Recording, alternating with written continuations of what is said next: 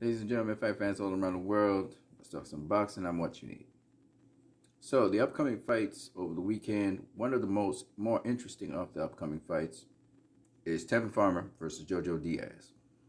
That's coming up this weekend on DAZN, and it's a good matchup. For at least for Tevin Farmer, let's just put it that way, because Jojo Diaz, he's come close, to winning a championship, but he's never won a championship.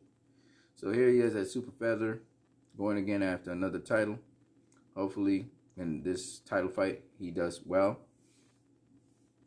He's not a bad competitor. It's just somebody who has never got a title. If I want to talk about him status-wise, he's like Luke Campbell in the lightweight division. Okay, he's had his shots at titles, but he's not been able to get titles. Okay, he's a good, solid fighter. No great power. Same thing with, Same thing with Tevin Farmer. Solid fighter, no great power. So that matchup is an interesting matchup. Who you guys got? Hopefully Tevin Farmer makes it past Jojo Diaz. We'll see. I don't know. Upcoming fights. So that's what we have. Of course, Demetrius Sanders is going to be facing Luke Keeler. That's not really so much of news. But what's interesting is hearing that Demetrius Sanders is interested in going up to 168, or at least he would entertain the notion of going up to 168 and facing Billy Joe Saunders, which is a fight that they should have had, both of those guys with each other. So it'd be nice if they do, and they're both WBO champions. So this should be easy for Demetrius Andrade to get preference over everybody else to face Billy Joe Saunders. And it looks like Billy Joe Saunders is not facing Canelo Alvarez. Canelo Alvarez is going to be facing some guy. I don't want to talk about that. But the point is, at the end of the day, it looks like Demetrius Andrade is entertaining the notion at least of facing Billy Joe Saunders. So hopefully that Billy Joe Saunders fight can happen, because they're both in DAZN, they're both with Matchroom, and they're both WBO champions. One's at a high weight class, one's at a low weight class. So hopefully that can work. Some other news in boxing that we want to talk about. Of course, Cecilia Braekus, it looks like she may be facing Katie Taylor instead of going up 154 and facing Claressa Shields. Now, just an interesting note, because somebody brought up this topic before, so I'm going to talk about it again. Lucia Rijker, okay? Y'all guys always talk about her. But the funny thing about it is, y'all talk that she's the greatest boxer of all time, all this bullshit. But she only had 17 boxing fights. You guys know that, right? The other fights were kickboxing. She really was a kickboxer. And the opponents that she faced, I think it was two opponents that actually did anything. Claressa Shields in her few fights has been more decorated than Lucia Rijker. Would kick Lucia Rijker's ass. Why? Because Lucia Rijker really was a super lightweight, came up to welterweight. In fact, if I were to say something, Cecilia Braekus is probably more accomplished than Lucia Rijker. Probably a better boxer than Lucia Rijker as well. And the thing about it is, they talk about Lucia Rijker because she was undefeated in women's matches. She got beat by a guy, obviously. And you guys bring that up all the time as if that's something that you should look at. And Cecilia Braekus, first of all, probably a better boxer than Lucia Rijker. And then on top of that, when you talk about Claressa Shields, she's bigger than Lucia Rijker, one. And two, because she is a much better boxer than Lucia Rijker. It's just what it is. If you want to talk about somebody who might give Cecilia Braekus some problems, I'm sorry, not Cecilia Braekus, but Claressa Shields some problems, and I still think Claressa Shields beats her, is Ann Wolfe. Ann Wolfe was big, strong. She was like a man's strength kind of thing. She's strong like a man, sort of. But Claressa Shields fights in a similar style to Ann Wolfe in the sense that she fights more like a guy than she fights like a woman. She fights more like a boxer. And then the other thing about it is that Claressa Shields is actually a big, strong woman. She's a middleweight, right? Could she face the top tier middleweights and survive them? I don't know. I don't think so. But I mean, her boxing is good, but it ain't. It's not as good as, say, the top tier boxers in boxing today. Okay, but she's in women's boxing, and so it makes it. Amanda Serrano, I still think, has a little bit more skill than Claressa Shields at this point in time. Amanda Serrano, obviously, she's smaller. Of course, she's southpaw, and she got a number of other things going on for her. But Claressa Shields is showing me more wrinkles in her game, and she's very, very fast. And once she starts to slow down a bit, pace herself, put in the different nuances to her game. I see some of the nuances coming up. She'll be even a better boxer than she is today, and she's growing. And the things she's done already in her very few fights, I think she only has 10 fights, and out of those 10 fights, she's blown away Lomachenko. In terms of accomplishments, she's blown away everybody in boxing, okay? She's only 10 fights in. And my point being this, that I don't think anybody that can touch the level of Claressa Shields in boxing, period. Not in terms of skill-wise necessarily, but in terms of accomplishments, I think she's just blown everybody away, okay? And we're talking about Lomachenko and all has just gotten blown away by Claressa Shields in terms of accomplishments. Of course, women's boxing is still developing and stuff like that. So that brings me back to my point. Would Claressa Shields survive 3 rounds with Terence Crawford? That's all we're talking about, surviving it. We're not talking about her winning or anything like that. And again, I think absolutely correct. Terence Crawford is not a guy who stops people early in fights. He's not a knockout artist like you guys think he is. He's not. And so I see her making it to 3 rounds. That's an amateur fight pretty much. She goes 3 rounds with Terence Crawford. Even if it's 3-minute rounds, which will be a little bit longer. She goes 3 rounds with Terence Crawford. No doubt about that. When I was listening to the different people that Claressa Shields sparred, one of them was a much bigger guy than her. Much bigger guy. And that is Anthony Durrell. And apparently the Durrell brothers just sparred Claressa Shields.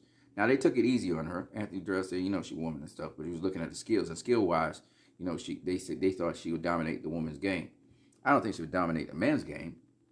But what I keep on trying to mention to people is that when you look at size has something to do with this. And what I mean by that is sometimes when you got just enough size advantage over a smaller guy, it can help you in terms of your boxing game. So that, for instance, a guy that is smaller than you, at least he's at a smaller weight class than you, and you're at a bigger weight class, that guy might not get you out as easily as, say, another guy. Now, I'm talking guy to guy here, than a guy at his weight class. So, whereas, like, take, for instance, Gervonta Davis. Gervonta Davis was at super featherweight, right? He did spectacularly at super featherweight, was knocking out everybody and stopping everybody early. But once he stepped up to lightweight, where the guy was at lightweight much longer than he was in you know what I'm talking about, Urikas Gamboa.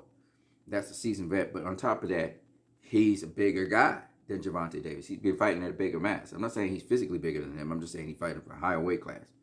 And Gervonta Davis' power did not translate into a knockout, especially the fact that Urikas Gamboa was a much higher level opponent than almost everybody that Gervonta Davis has faced. And on top of that, this was a guy who was in shape and was ready to go, and even though he was old and stuff, and he was still, hanging in there. He was not going to give up. Gervonta had to beat that out of him. So I'm just saying that when you look at those kinds of factors, as you go up in weight class, it's not necessary that your power doesn't translate and that you don't have the same power. You probably have the same power, but guys are able to take your shots a little bit better, mainly because they're bigger and they got more bone structure, mass, that kind of thing. So it doesn't necessarily translate all the time. There are guys who just can punch, and that's just what it is. And Gervonta can punch. We know that because we've seen him register on the thing, and he punched sometimes harder. He punched as hard as Deontay Wilder can jab. In fact, he punches harder than Deontay Wilder's jab, which is crazy. So he can punch. But the thing about it is, there are two things. One, while he can punch very, very hard, the guys now can take probably that punishment, especially if they can see it or they determine they could take those punches. And that's another thing that a lot of people don't understand. It's not just, weight doesn't necessarily mean that you don't punch hard. There are guys who, little guys, but they punch hard like big guys. And there are big guys that punch hard like little guys. What does that mean? Because we can't really tell. That's kind of subjective term. But what I mean by that is, if I go and I get a little guy to punch a punching bag, he could punch that punching bag sometimes harder than the bigger guy that punched the punching bag. But yet the bigger guy be stopping the bigger guys, while the little guy, he's having difficulty stopping little guys. And it has to do with punch resistance. It has to do with the speed at which guys move, their reflexes, all kinds of things that take the steam off the punch and all that kind of stuff. So there's a lot of variables, and that's why I say, you can't really tell who can punch harder than who. That's a kind of very simple tone way of looking at things. It's very complicated. But suffice it to say, what I'm saying is that you'll find as you move up in weight, you know, it's a little bit harder to get guys out of there.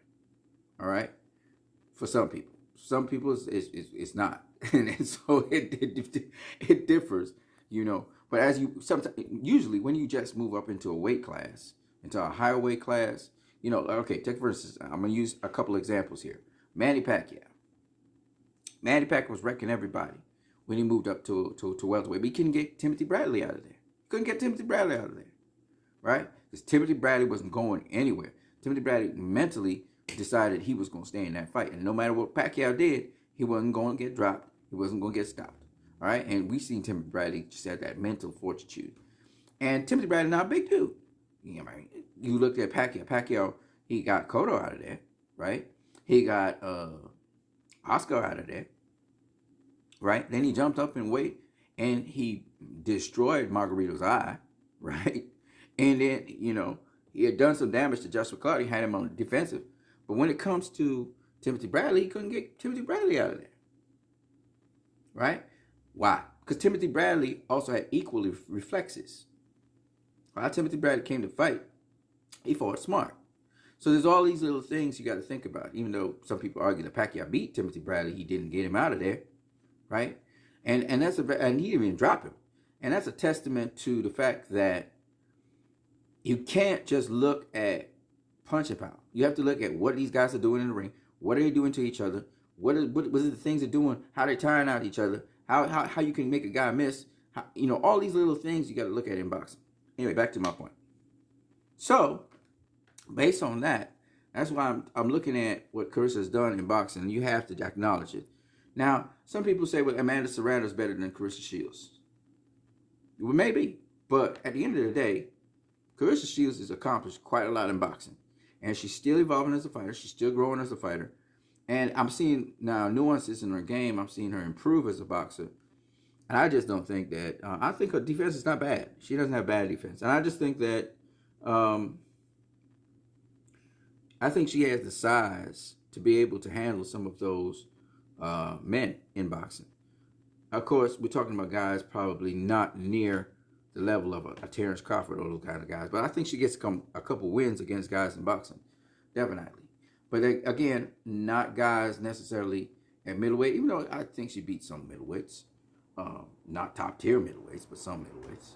I think that she would beat guys in lower weight classes much more easily because she would need that size advantage.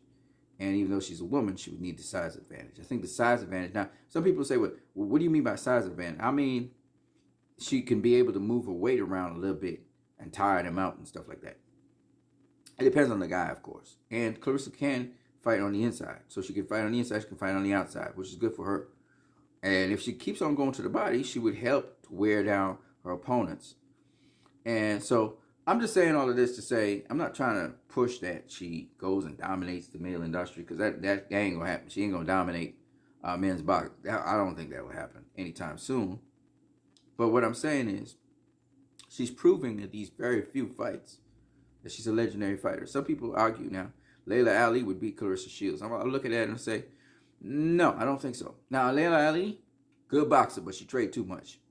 Claressa traded too, but Claressa's got a little bit more smarter, sharper, quicker than Layla Ali. Layla Ali would throw a flurry of punches and just be relentless throwing her flurries. You can't just be doing that. And then Claressa's faced better competition than all the women in women's boxing so far, except for Amanda Serrano. Amanda Serrano has faced some better competition. Well, some at certain points in time, okay? You know, I can't really say, because women's boxing is not that deep, you know?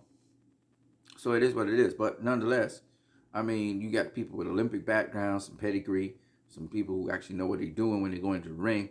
That's the kind of fights we're getting now.